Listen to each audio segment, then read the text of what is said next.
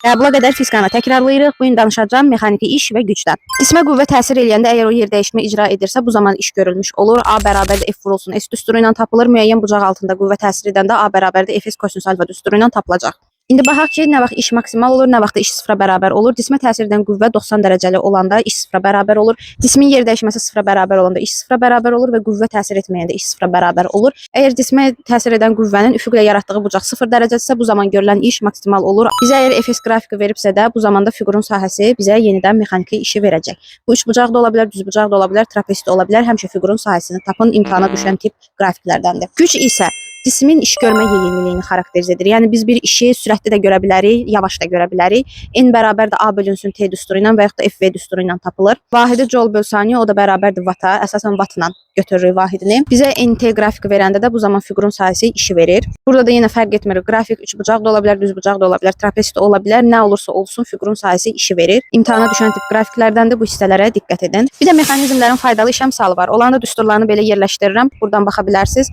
Həm mailin üstəvi üçün, tərpənən tərpənməz blok üçün, lift üçün, mühərrik üçün müxtəlif düsturlar var. Qəbula qədər bütün fizika proqramını təkrarlamaq üçün məni izləməyi yaddan çıxartma. Hələlik.